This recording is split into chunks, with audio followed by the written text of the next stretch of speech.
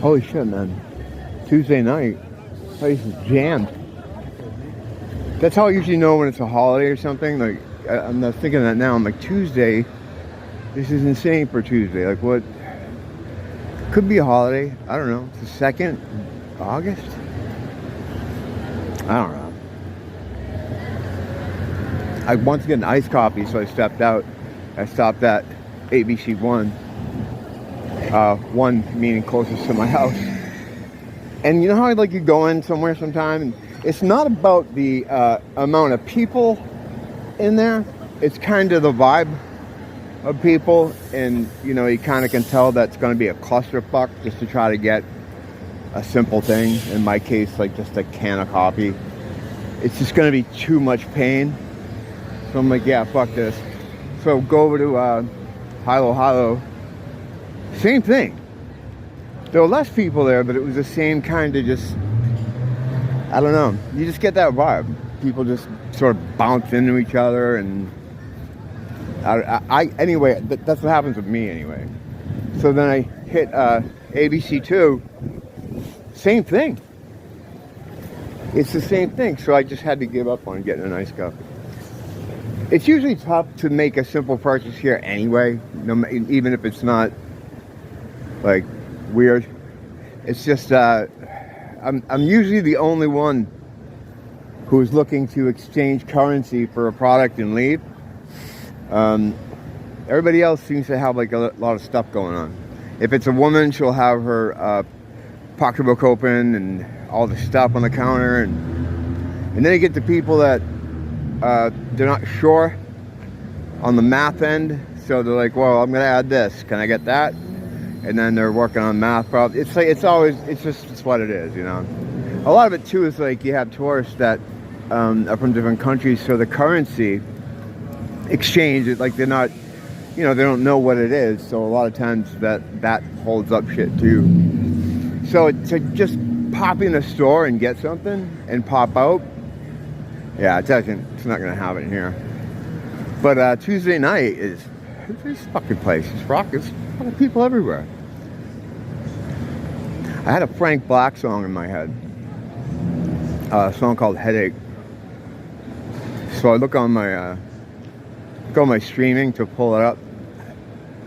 I'm like, wow, he's put out a lot of albums. I was into the Pixies in the 80s. I saw them at on their last tour before they broke up. They're back together now. Have been for a while. I think 2012 they got back together. But yeah, I saw them. Great show. The crowd was fucking crazy. I remember that the most out of the whole thing. And then they split up at that point, and then Frank Black did a solo thing. I got the first couple records of his, and then I just kind of forgot about them. Things happen, you just lose track of bands. So I had that in my head, right? And like, I go to look them up, and I see all these records that he's put out in the past, fucking 20 years that I forgot about them. Same thing with the Pixies. I'm like, holy shit, dude. EPs and live albums and all this shit. So I'm like, wow, this is cool. A new thing I can use as an escape, something that all this, to me, it's all new material. That's perfect. It's like taking that musical time warp type of thing. Like, all this stuff has come out since I lost track of them. So I'm just looking at the stuff, and I throw on the a Pixies one that I'd never heard before, like a newer one, and I'm just listening to it. It's called Head Carrier, I think is the name of it. So then I'm listening to it. Track 3 comes on. Bale's back. Bale's back. And he's singing it about sacrifice in the demon voice. It's like, can I get a break from this stuff just for fucking 10 minutes? You can't. It's like, don't forget about the war. It's like, how am I supposed to forget about the war? I have a hard time getting escapism anymore because it permeates everything. I mean, it's in everything. I can't get through a movie. I can't get through a fucking TV show because I see it all. It's only gotten more intense, as time goes on. And that has to do with the breakdown of the bail that I always talk about, bail bro, scale bro, the technology failing on their end, and just more shit's being revealed to you. You know, if you look at it, if you have eyes to see. And yeah, it's like fucking tough getting through anything. And I know it was all like that from the beginning. It's not like this is a new situation. Like I you know, I knew it was always there. It's just that now you're seeing it, or now, you know, it's jumping out at me. I mean, I was watching an animated movie, well, Batman animated ones on HBO Max, and it was just all in that too. I'm like, it's in everywhere. And again, a lot of times, although sometimes it is, you know, people putting this stuff in there, it's not guys sitting in a back room going, all right, here's what we got to do. You know, it's just, it leaks into this stuff. It permeates this stuff. It's just like, it happens automatically, you know, because I mean, entertainment is attached to the core of this whole place. And at the core of this place is the dark force, the opposing team, whatever you want to call it. And it just leaks. It leaks out into everything. And if you can see it, it's distracting. But I've talked about that a lot, you know, over the years. But the thing is, lately I've been kind of realizing as well that the team good also can leak into stuff too. And I was thinking of the proliferation of all these superhero movies from the past, you know, 10 years, 10, 20 years. And because lately they're all being subverted like every other kind of thing. Whatever. But yeah, thinking about how there's so many bad messages in there. But at the same time, you know, there's good stuff in there too. Things that like are inspiring, and things that show good triumphing over evil and all that stuff. And as a kid, I kind of picked up a lot of lessons from that stuff. To me, they were good lessons. You know, they made me look at things in a certain way that would be, you know, good, or so I thought. Yeah. And I, you know, what is that? That's the good of it coming through. And that's in everything too. You know, that's in everything too. It's just now we're seeing the bad side because that bad side is being shown to us. I used to watch these movies, like these dystopian kind of horror movies or sci-fi movies or anything where the protagonist is in a really fucked up situation. Like whether it's zombies or whatever. And a lot of the fear of the movie, or a lot of the scares you get from it, is putting yourself in that person's position. Like, shit, what if that was me? Oh my God, can you imagine? Can you imagine? And I'd see some of these scenarios, you know, of whatever, someone in a high pressure situation and the world has gone crazy, and it's very bleak, you know. And I'd think, wow, what would I do if I was that dude in that horrific, unbelievable situation? And you know, your first thing I would think is I would just like go into the fetal position and just fucking, I don't know. But then there's that other side of me that's like, no, I would be cool. I'd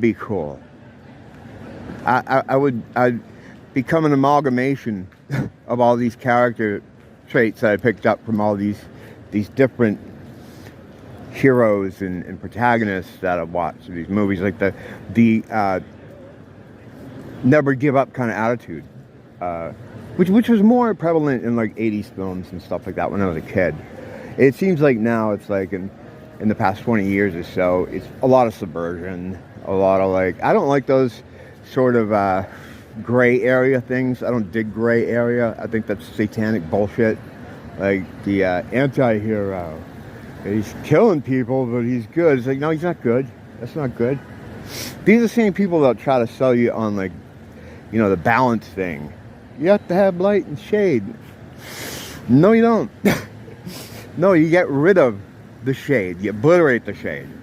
That's what it's about. That's balance.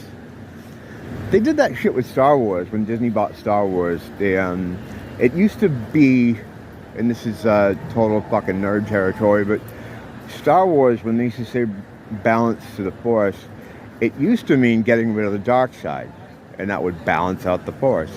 When Disney got a hold of it, they reinterpreted this as balance being 50% bad and 50% good all the time. If there's a good, powerful person, then a bad, powerful person comes up to meet them, because there has to be 50% good and 50% bad. It has to be 50% bad because that makes it balanced. So what they're saying in essence is, basically, yeah, you can have your good stuff, but we also need the child rape too. It's like, how the fuck is that in any way something that's reasonable? Like, yeah, 50% good, but we also need 50% evil. You know, we need rape and murder and death. It's like, no, that's... And the whole thing about good and evil, like, you know, being beyond good and evil is a Crowley type thing where he was like, no, you have to go beyond good. That's satanic horse shit. That's what that is. That's all that is. It's like it wants to get you to be able to do evil shit, and with the idea that you're more enlightened, like, you know, you're beyond good and evil. I think it's a better way, instead of using good and evil, especially in cases like that where it can be fucking subverted and twisted, is to say natural and unnatural. Natural is a natural world, God. This, natural. That, unnatural. You know what I mean? That's how it is.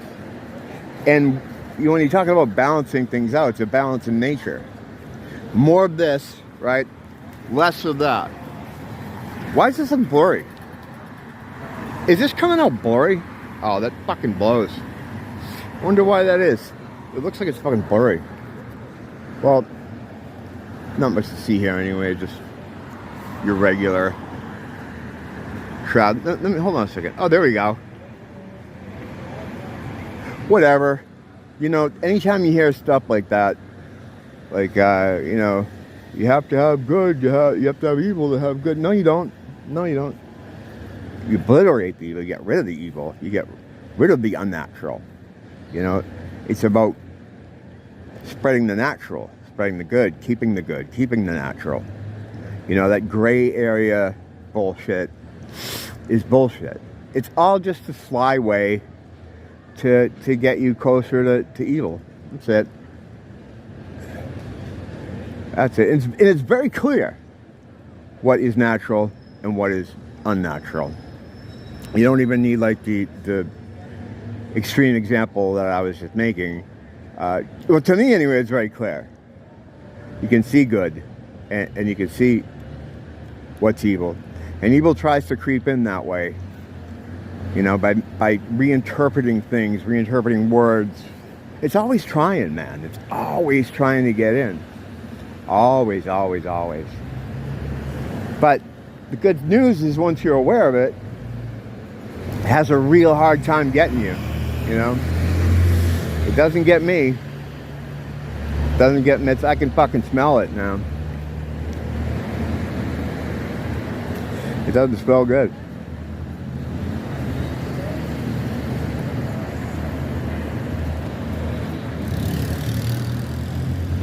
Don't blame the teacher. Blame the school.